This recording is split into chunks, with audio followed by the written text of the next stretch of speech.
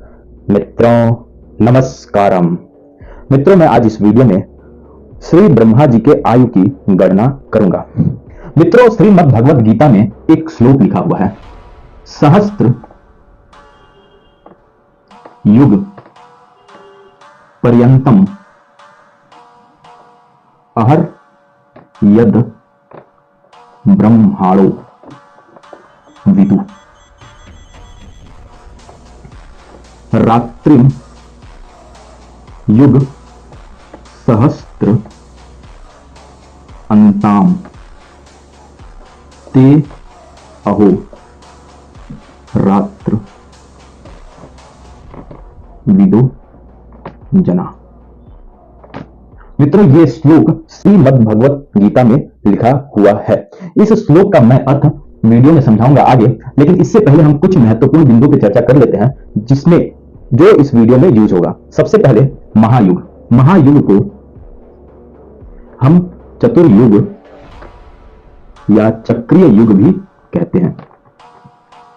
चक्रीय युग इसलिए क्योंकि इसमें चार युग हैं और ये चक्र जीवन भर चलता रहता है, अनंत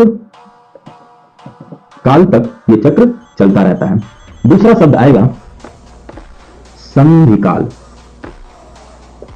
संधिकाल ये एक ऐसा समय है जिस समय परिवर्तन हो रहा हो, उस काल को संधिकाल कहते हैं। जैसे एग्जाम्पल के स्वरूप में हम समझ सकते हैं कि दिन, दिन के बाद आता है रात और रात के बाद आता है पुनः दिन, और ये चक्र चलता रहता है। शाम को 6 बजे जब सूर्य डूब रहा होता है और 8 बजे पूरी तरह से रात हो जाती है, तो इस समय परिवर्तन हो रहा है, तो इस समय को, इस काल को हम संधिकाल कह सकते हैं। इसी प्रकार रात में 4 बजे, भोर में 4 बजे और सुबह एकदम सवेरा हो जाता है, इस समय रात समाप्त होती है और दिन शुरू हो जाता है, तो इस काल को भी हम संधिकाल कह सकते हैं। तो संधिकाल की ये परिभाषा हो गई, जिस काल में समय का परिवर्तन हो रहा हो उस काल को संधिकाल कहते हैं। एक शब्द आएगा कल्प। कल्प क्या है? समय मापने की सबसे बड़ी इकाई है और ये एक संस्कृत शब्द है। जब 1000 महायुग बीत जाता है तब एक कल्प कहलाता है। 1000 महायुग बराबर एक कल्प। एक शब्द आएगा मनवंतर। मनवंतर अंतर अर्थात मनु की अवधि, इसी मनु से बना है मनुष्य। मनवंतर क्या होता है? इसमें प्रत्येक मनवंतर में मनु शासन करते हैं और उनकी जो अवधि होती है उसको मनवंतर कहा जाता है। और एक मनवंतर 71 महायुग के बराबर होता है। एक मनवंतर 71 महायुग के बराबर होता है। एक शब्द आएगा परार्ध। परार्ध, जब ब्रह्मा जी अपने 50 वर्ष कंप्लीट कर लेते हैं तो उसको एक परार्ध कहा जाता है, और जब ब्रह्मा जी अपने 100 वर्ष कंप्लीट कर लेते हैं तो उसको 2 परार्ध कहा जाता है, और इसी 2 परार्ध को एक महाकल्प कहते हैं। तो ये सब, ये चीजें हमारे इस वीडियो में बीच बीच में आएंगी, इसलिए मैंने इसको शुरू में ही समझा दिया। अब आइए हम समझते हैं महायुग क्या होता है। महायुग, जिसको चतुर्युग या चक्रीय युग भी कहते हैं। देखिए, ये 4 युगों में बटा हुआ है। जो पहला युग होता है उसको बोलते हैं चौथा चरण अर्थात सतयुग, या इसको कृत युग भी कहा जाता है। चौथा चरण इसलिए क्योंकि इसमें धर्म अपने चारों पैर पर खड़ा है, धर्म अपने चारों स्तंभ पर खड़ा है। फिर आता है दूसरा युग, जिसको हम तीसरा चरण कहते हैं, जिसमें धर्म अपने 3 पैरों पर खड़ा है, और वो है त्रेता युग। इसके बाद आता है तीसरा युग, जिसको हम दूसरा चरण भी कहते हैं, और वो है द्वापर युग, और इसमें धर्म अपने 2 पैरों पर खड़ा है। फिर आता है चौथा युग, जिसको हम पहला चरण कहते हैं, और ये है कली युग, और इसमें धर्म अपने सिर्फ 1 पैर पर अर्थात एक स्तंभ पर खड़ा है। देखिए, एक शब्द आएगा दिव्य वर्ष। दिव्य वर्ष क्या होता है वो भी मैं आपको यहां पे समझा देता हूं। जब देवताओं के 1 वर्ष कंप्लीट होते हैं, देवताओं के जब 1 वर्ष कंप्लीट होते हैं तो उसको एक दिव्य वर्ष कहा जाता है। और ये कितने वर्ष के बराबर होता है? हमारे जब मानव के 360 वर्ष कंप्लीट होते हैं, मानव के 360 वर्ष कंप्लीट होते हैं, तो देवताओं का सिर्फ 1 वर्ष होता है, जिसको एक दिव्य वर्ष कहा जाता है। मित्रों, सन 1905 ईस्वी में अल्बर्ट आइंस्टाइन ने थ्योरी ऑफ रिलेटिविटी दिया था, जिसमें उन्होंने कहा था, टाइम डायलेशन की बात कही थी, और उन्होंने कहा था कि ब्रह्मांड में अलग अलग जगहों पर समय अलग अलग होता है। दोस्तों, यहाँ पे देखिए, हमारे पुराणों में हजारों वर्ष पहले ये बता दिया गया था कि ब्रह्मांड में समय कांस्टेंट नहीं है, अलग अलग जगहों पे अलग अलग समय होता है, और इसका प्रमाण है ये। मानो कि जब 360 वर्ष कंप्लीट होते हैं तो देवताओं के सिर्फ एक वर्ष कंप्लीट होता है, जिसको एक दिव्य वर्ष कहा जाता है। तो जो पहला चरण अर्थात कलयुग है, वो 1200 दिव्य वर्ष के बराबर होता है। दूसरा चरण, जिसको हम द्वापर युग कहते हैं, ये पहले चरण में हम दो का मल्टीप्लाई कर देंगे तो ये हो जाएगा 2400 दिव्य वर्ष। और तीसरा चरण, पहले चरण में 3 का मल्टीप्लाई कर देंगे तो तीसरा चरण आ जाएगा अर्थात त्रेता युग आ जाएगा, और ये होगा 3600 दिव्य वर्ष। फिर उसके बाद आता है चौथा चरण, पहले चरण में 4 का मल्टीप्लाई कर देंगे तो ये सतयुग निकल आएगा, 4800 दिव्य वर्ष। अब इसको मानव वर्षों में कन्वर्ट करना है तो हमें क्या करना है, 360 से हम मल्टीप्लाई कर देंगे सब में।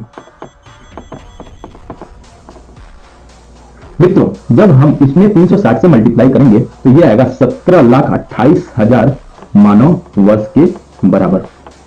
सतयुग का टाइम आ गया 17,28,000 मानव वर्ष के बराबर। इसी प्रकार त्रेता युग आ जाएगा 12,96,000 मानव वर्ष के बराबर, और द्वापर युग आ जाएगा 8,64,000 मानव वर्ष के बराबर, और कलयुग आ जाएगा 4,32,000 मानव वर्ष के बराबर। अब मित्रों क्या करेंगे, इन सबको जोड़ लेंगे तो एक महायुग आ जाएगा, एक महायुग। तो अगर हम दिव्य वर्षों को अगर ऐड करें तो 1200, 2400, 3600, 4800, ये आ जाएगा 12,000 दिव्य वर्ष।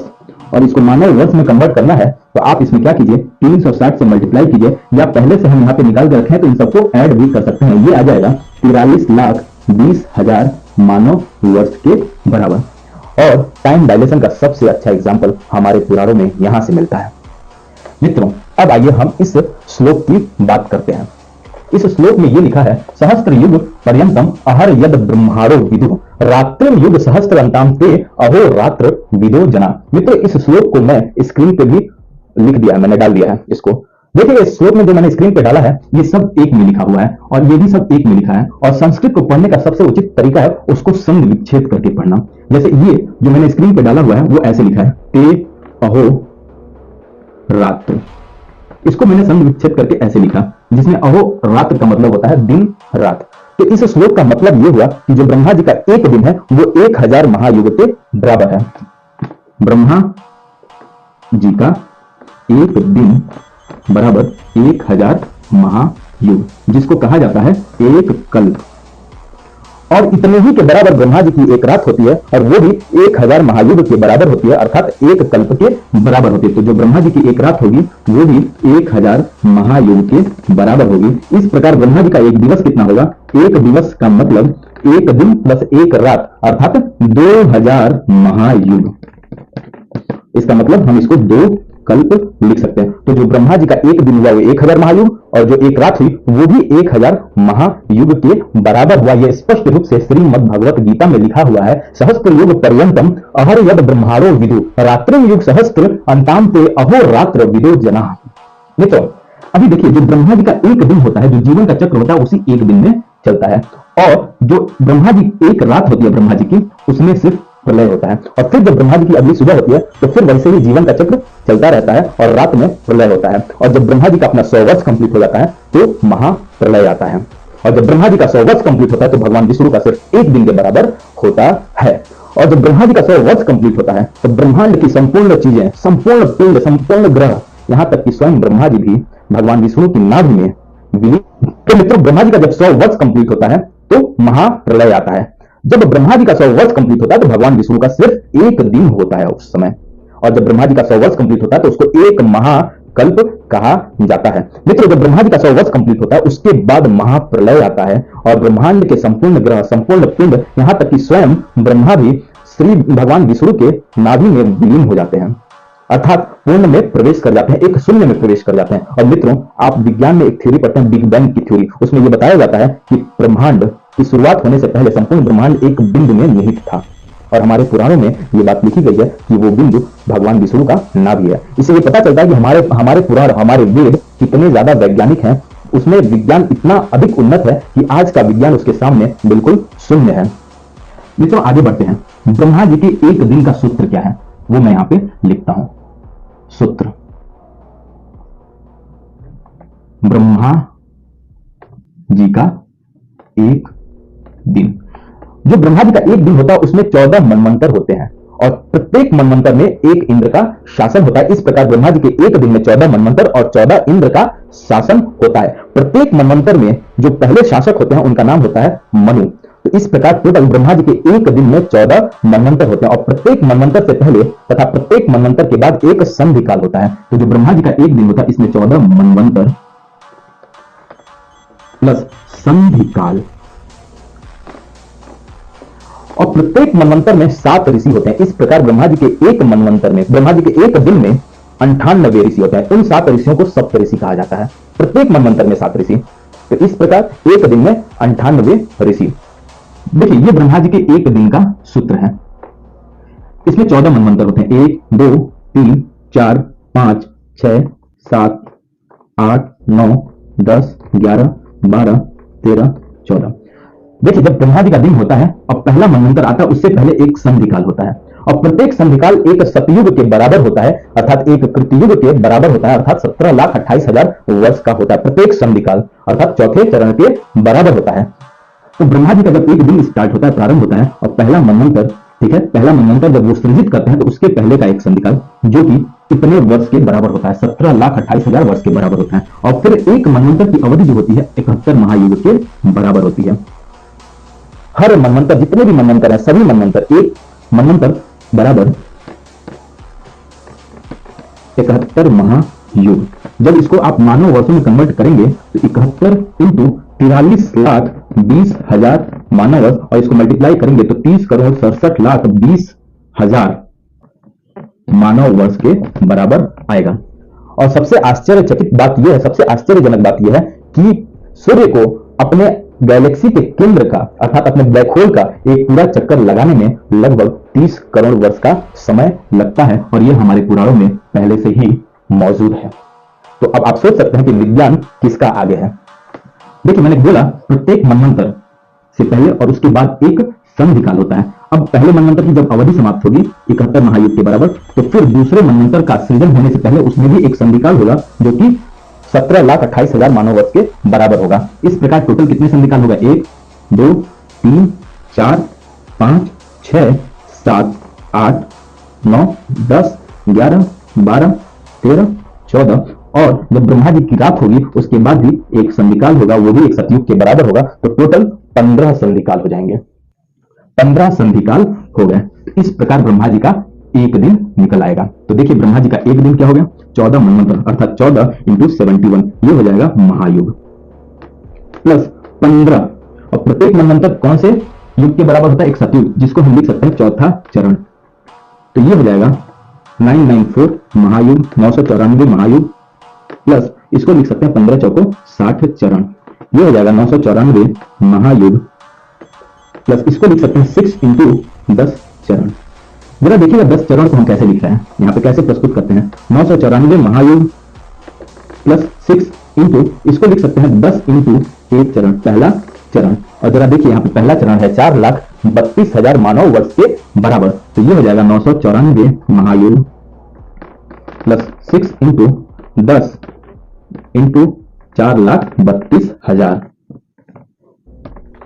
ठीक है, ये हो जाएगा 4,32,000। अब हम 4,32,000 में 10 का मल्टीप्लाई कर देंगे तो ये हो जाएगा 43,20,000 के बराबर।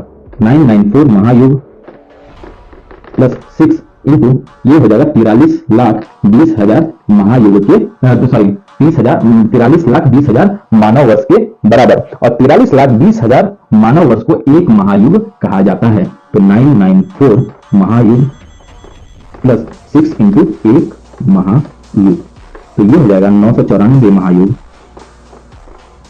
प्लस 6 महायुग, 6 एकम 6। तो ब्रह्मा जी के एक दिन में टोटल 994 महायुग और प्लस 6 महायुग के बराबर संधि काल होती है, जिसमें सिर्फ लय होता है अर्थात जीवन सिर्फ 994 महायुग के बराबर ही होती है, और जब इन दोनों को ऐड करेंगे तो 1000 महायुग आएगा। तो जो ब्रह्मा जी के एक दिन में होता है 994 महायुग के बराबर जीवन चलती है, प्लस 6 महायुग के बराबर प्रलय होता है, और जो उनकी रात होती है उसमें पूरा का पूरा प्रलय होता है। अब हम ब्रह्मा जी के इस एक दिन को मानव वर्षों में कन्वर्ट करेंगे। तो ब्रह्मा जी का एक दिन होता है 1000 महायुग के बराबर। ब्रह्मा जी का एक दिन बराबर 1000 महायुग। इसको मानव वर्षों में कन्वर्ट करने के लिए हमको क्या करना पड़ेगा? 43,20,000 से मल्टीप्लाई करना पड़ेगा। तो ये हो जाएगा 4 अरब 32 करोड़ मानव वर्ष के बराबर, अर्थात 4.32 बिलियन ईयर्स। 4 अरब 32 करोड़, 4 अरब 32 करोड़ मानव वर्ष के बराबर। जो ब्रह्मा जी की एक दिन है सिर्फ वो 4 अरब 32 करोड़ मानव वर्ष के बराबर है। और सबसे आश्चर्यजनक बात यह है कि सूर्य की खगोलीय आयु जो आजकल वैज्ञानिक बताते हैं वो लगभग इतनी है, 4 अरब 32 करोड़ मानव वर्ष के बराबर है। अब आप सोच सकते हैं कि विज्ञान हमारे वेद पुराणों का आगे है या नासा के वैज्ञानिकों का जो आजकल का विज्ञान है उसका विज्ञान आगे है। आप खुद अनुमान लगा सकते हैं। इस प्रकार ब्रह्मा जी की एक रात भी लगभग 4 अरब 32 करोड़ मानव वर्ष के बराबर होगी। तो ब्रह्मा जी का पूरा एक दिवस कितना होगा? 8 अरब 64 करोड़ मानव वर्ष के बराबर। यानी कि ब्रह्मा जी का जो एक दिन और एक रात मिला के जो एक दिवस हुआ वो 8 अरब 64 करोड़ मानव वर्ष के बराबर होगा। तो इस प्रकार ब्रह्मा जी का 30 दिवस, उसमें 30 का मल्टीप्लाई कर देंगे, 8 अरब 64 करोड़। तो ये एक महीने का समय निकल जाएगा। इसलिए 12 महीने का अर्थात एक वर्ष का समय क्या होगा? तो इसमें 12 का मल्टीप्लाई कर देंगे, 12 इंटू 30 इंटू 8 अरब 64 करोड़, और ये आ जाएगा हमारा 31 खरब 10 अरब 40 31 खरब 10 अरब 40 करोड़ मानव वर्ष के बराबर। ये हो गया जो ब्रह्मा जी का एक वर्ष होता है वो 31 खरब 10 अरब 40 करोड़ मानव वर्ष के बराबर होता है। अब ब्रह्मा जी जब अपने 50 वर्ष कंप्लीट करते हैं तो एक परार्ध होता है, और एक परार्ध का जो समय होता है इसमें क्या करेंगे? 50 का मल्टीप्लाई कर देंगे 31 खरब 10 अरब 40 करोड़ मानव वर्ष में हम क्या करेंगे? 50 का मल्टीप्लाई कर देंगे तो ये आ जाएगा 15 मील 55 अरब मानव वर्ष के बराबर।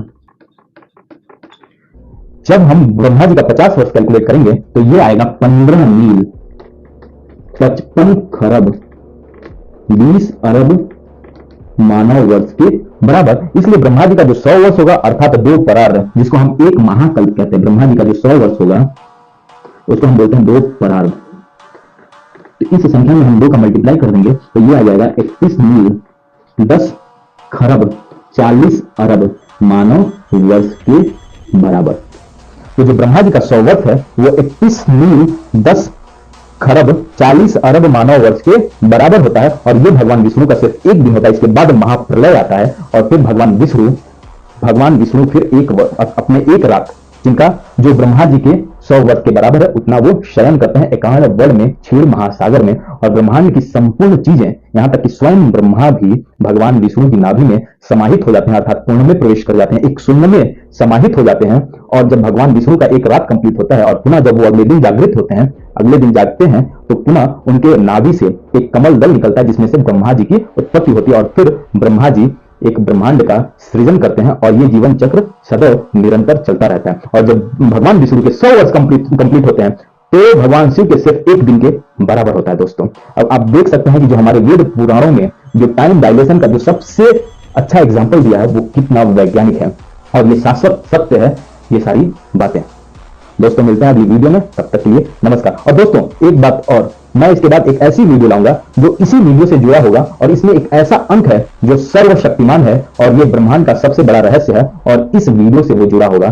तो दोस्तों इसके साथ मैं अपनी इस वीडियो को समाप्त करता हूं। मिलते हैं अगली वीडियो में। अगला वीडियो इससे भी ज्यादा इंटरेस्टिंग होने वाला है। मित्रों एक महत्वपूर्ण बात और, ब्रह्मा जी के 50 वर्ष अभी कंप्लीट हो चुके हैं और अभी हम ब्रह्मा जी के 51वें वर्ष में श्वेत वाराह कल्प के 7वें मनवंतर में अभी हम चल रहे हैं। 7वां मनवंतर अर्थात वैवस्वत मनवंतर। मैं स्क्रीन पे 14वें मनवंतर के नाम लिख के डाल देता हूं, इसमें आप देख लीजिएगा। अर्थात अभी 6 मनवंतर बीत चुके और ब्रह्मा जी का 7वां मनवंतर अभी चल रहा है। 7वें मनवंतर में भी 27 चतुर्युग बीत चुके और 28वां चतुर्युग का कलयुग चल रहा है दोस्तों। तो इस प्रकार हम देख सकते हैं कि अभी जो ब्रह्मा जी का जो 7वां मनवंतर चल रहा है, वैवस्वत जिसका नाम है, जिसके मनु का नाम वैवस्वत है, वो मनवंतर चल रहा है। उसमें भी श्वेत वराह कल्प, क्योंकि भगवान विष्णु ने इसमें वराह का अवतार लिया था, इसलिए इसको श्वेत वराह कल्प के नाम से जाना जाता है। मित्रों, ये वीडियो बनाने का मेरा पर्पज ये है कि मैं आप लोगों को ये साबित करना चाहता हूं कि जो हमारे वेद और पुराण में जितने भी फैक्ट्स लिखे हैं वो शाश्वत सत्य हैं और उसके आगे आज का विज्ञान पूरा शून्य है। दोस्तों, वीडियो अच्छा लगे तो हमारे वीडियो को लाइक जरूर कीजिएगा। मिलते हैं अगली वीडियो में। जय हिंद, जय भारत।